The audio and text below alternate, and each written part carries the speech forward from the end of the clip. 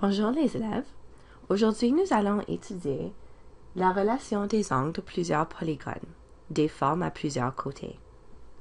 À la fin de la leçon, tu pourras déterminer à l'aide de l'exploration avec divers outils et décrire les propriétés des polygones ainsi que leurs relations, mettre en application les résultats des problèmes faisant intervenir des angles de polygones et illustrer un énoncé au sujet d'une propriété géométrique en faisant la démonstration à l'aide de plusieurs exemples ou utiliser un contre-exemple pour réfuter l'énoncé. Nous allons revoir un peu de vocabulaire avant de procéder aux activités. Un polygone convexe est un polygone dans lequel aucune partie des segments de droite reliant deux points situés sur le polygone ne se trouve à l'extérieur de la figure. Tous les angles intérieurs de ces polygones mesurent moins de 180 degrés.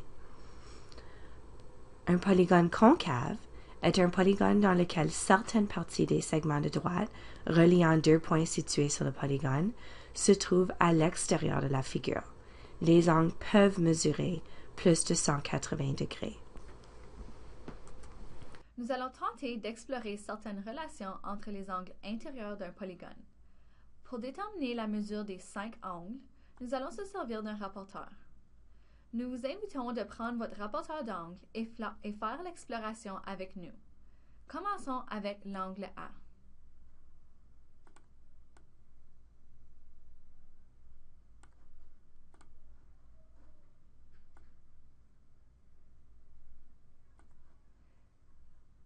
L'angle A mesure 93 degrés.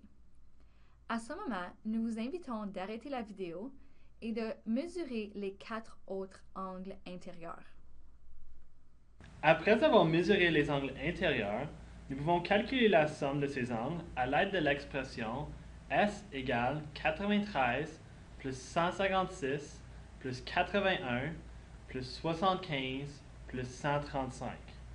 Ceci nous donne une somme de 540 degrés. Traçons maintenant deux diagonales à partir du sommet D. Les diagonales vont rejoindre les sommets A et B, respectivement. Maintenant, notre pentagone est divisé en 3 triangles. Si nous retournons à la dernière section, nous pouvons se souvenir que la somme des angles intérieurs d'un triangle est 180 degrés. Nous pouvons appliquer cette idée pour trouver la somme des angles de 3 triangles. Donc 180 plus 180 plus 180 donne 540 degrés. Ceci est intéressant puisque c'était la somme des 5 angles du pentagone. Nous pouvons donc conclure que la somme des angles intérieurs d'un polygone sera identique à la somme des angles de triangle intérieurs créés par les diagonales du polygone. Tentons de voir si les propriétés se maintiennent pour n'importe quel pentagone. À l'aide de GeoGebra, nous allons manipuler les angles d'un pentagone. Alors voici un pentagone tracé où les angles intérieurs sont en vert et les angles extérieurs en orange. La somme des angles intérieurs est déjà calculée ainsi que la somme des angles extérieurs. Remarquons la première est de 540 degrés et la deuxième de 360 degrés. Remarquons que cette somme demeure pareille même si les angles changent. Donc, même si je bouge les sommets,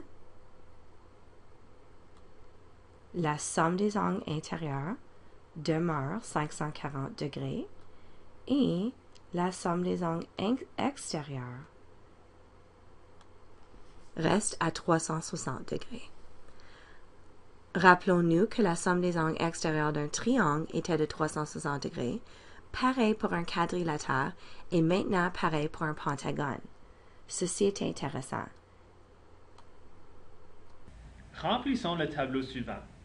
Nous pouvons se souvenir de la dernière leçon ainsi que la dernière activité pour remplir les premières lignes. Observons un quadrilatère. Il comprend 4 côtés. Nous pouvons tracer une diagonale d'un sommet, donc nous avons 2 triangles dans le quadrilatère. La somme de 2 triangles intérieurs est de 360 degrés, et nous savons déjà que la somme des angles extérieurs est de 360 degrés. Remplissons aussi la rangée pour le pentagone. Il comprend 5 côtés et lorsqu'on trace 2 diagonales, nous créons 3 triangles. La somme des angles intérieurs est de 540 degrés et la somme des angles extérieurs est de 360 degrés. Madame Goulard, remarques-tu un patron dans la colonne de la somme des angles intérieurs? Je crois qu'on ajoute 180 degrés à chaque fois. Oui, mais est-ce qu'on peut supposer des propriétés en mathématiques? Non. Il serait mieux de le prouver. Remplissons les cases pour maintenant. Nous allons le prouver sous peu.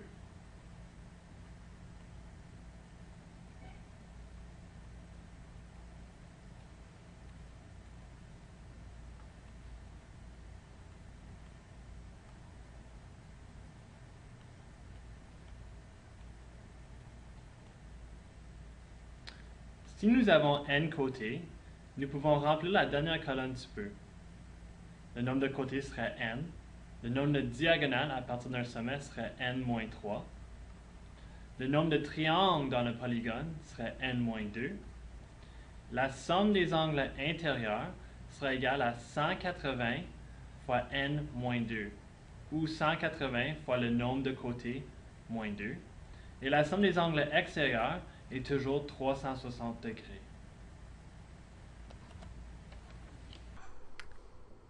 Déterminons maintenant les mesures intérieures et extérieures d'un hexagone et d'un heptagone. Un hexagone est un polygone à 6 côtés et un heptagone à 7 côtés. À ce moment, arrêtez la vidéo et sortez votre rapporteur pour mesurer les angles intérieurs.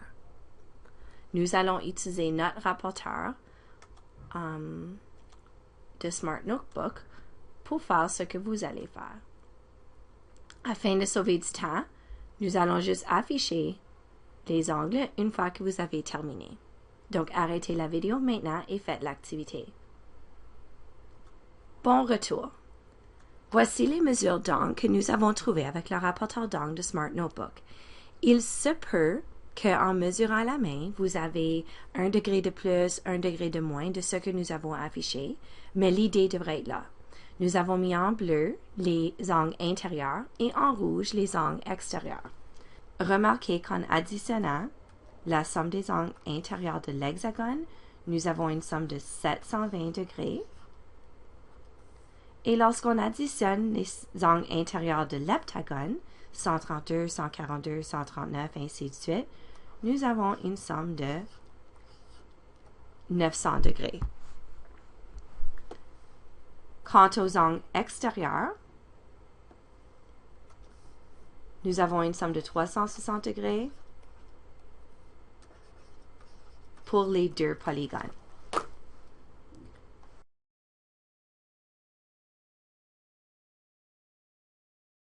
Résumons à l'aide des concepts clés. La somme des angles extérieurs d'un polygone convexe est de 360 degrés.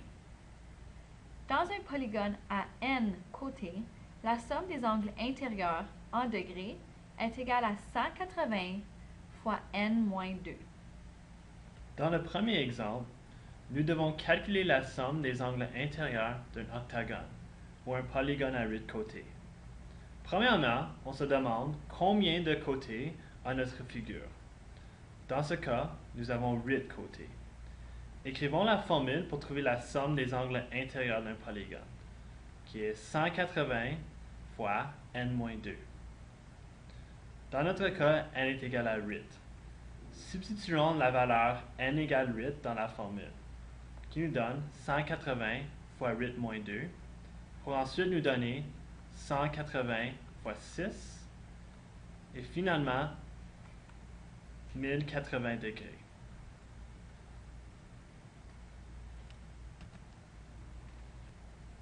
Dans le prochain exemple, nous allons déterminer la mesure d'un angle intérieur d'un octagone régulier.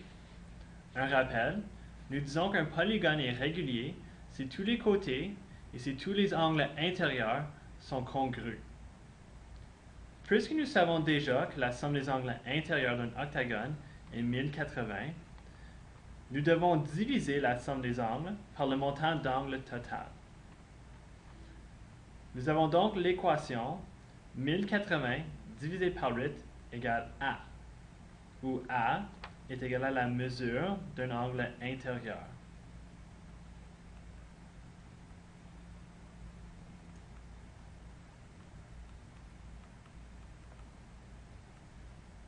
Si on continue l'équation et on fait 1080 divisé par 8, ça nous donne une réponse finale de 135 degrés est égal à A.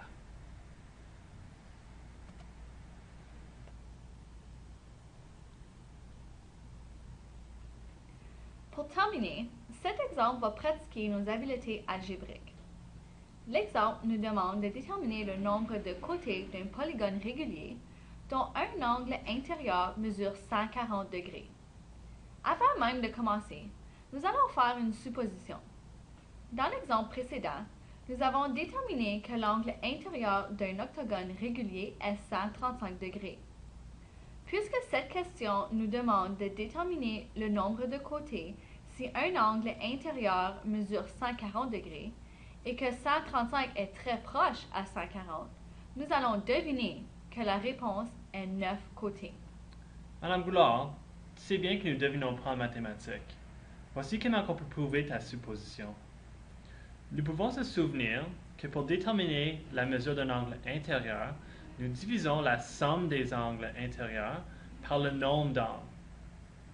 Nous allons utiliser la formule S divisé par N égale A, où S est la somme des angles intérieurs, N c'est le nombre d'angles ou le nombre de côtés, et A c'est la mesure d'un angle intérieur. Dans notre exemple, A est égal à 140 degrés et S est égal à la formule 180 fois N-2.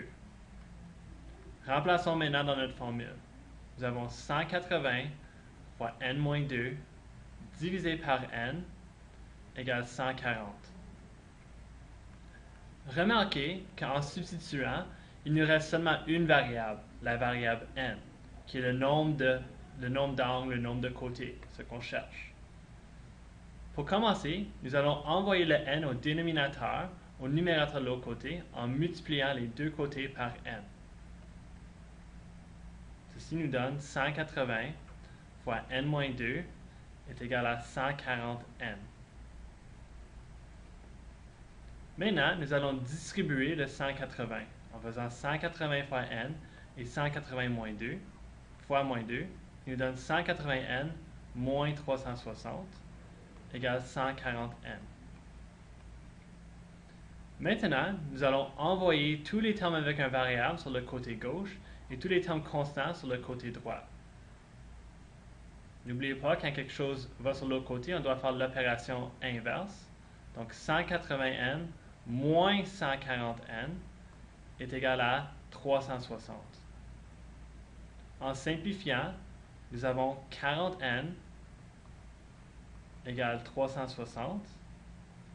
Et pour isoler N, on fait l'opération inverse d'une division qui nous donne une réponse finale de N égale 9. Ceci est la fin de la leçon. À demain! Salut! Bye!